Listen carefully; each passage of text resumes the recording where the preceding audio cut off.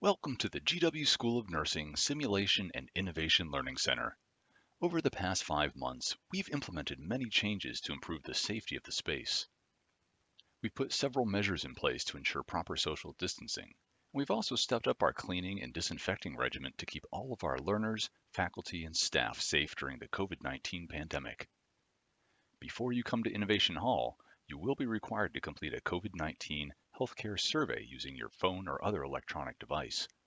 The survey will ask about any COVID-19 symptoms you may be experiencing. If you have any symptoms, please do not come to campus. Let your instructors know how you're feeling, and they'll provide online assignments as needed until you're feeling better. When you enter Innovation Hall, you'll notice directional signs guiding you throughout the building. We've also removed chairs from classrooms and common areas to help facilitate social distancing. The stairwell at the north end of the building is designated as up only, and the stairwell at the south end is designated as down only. This will help improve traffic flow from floor to floor and reduce the likelihood of passing people in these closed spaces. We've also added signage to the study rooms, classrooms, and elevators to instruct visitors about the safe number of occupants in each space. All labs will take place on the second floor of Innovation Hall in rooms 203 and 205. The entrance to room 203, also known as the Paxton Lab, will be at the south end of the second floor, near the down stairwell. You will notice a sink to your left as you enter the area. We encourage you to wash your hands here or at another sink prior to entering the space. Hand sanitizer is also available in each workstation. Learners will be assigned to a specific workstation, each measuring between 100 and 120 square feet, allowing for much more than the required 6 feet for social distancing. As you move through this space and get to your workstation, please follow the directional arrows on the floor. Once you're situated at your workstation, we ask that you not move throughout the space into other workstations. Faculty will come to you to provide guidance and assistance as needed. We've also added keyboard covers and cleaning supplies to each workstation to keep these areas clean and safe. When your session is complete, you'll exit the space at a different door than the one that you entered.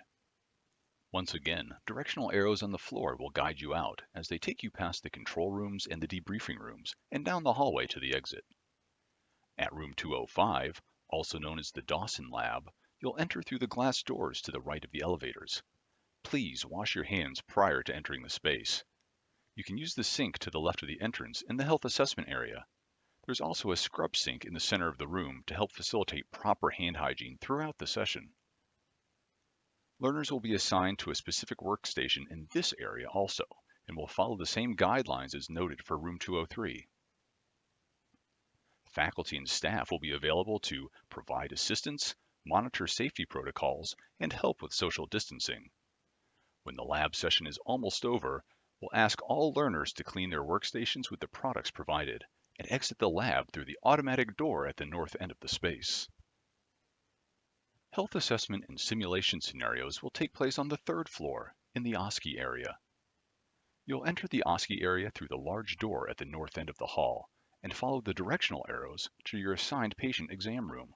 This will be your assigned room for the duration of the health assessment course. These rooms have been equipped with HEPA filter fans to ensure proper air filtration and circulation. Faculty will be stationed in the inner OSCE area to assist with learning as needed. When exiting, you'll walk into the OSCE lobby area and then back into the main hallway near the up stairwell.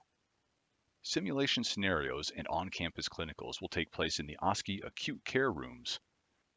More details are forthcoming about when these events will be scheduled.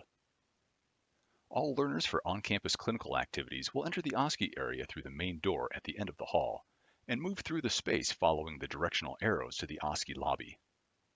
Observers of the simulation scenarios will be socially distanced in the OSCE classroom, while active participants are working in the acute care rooms.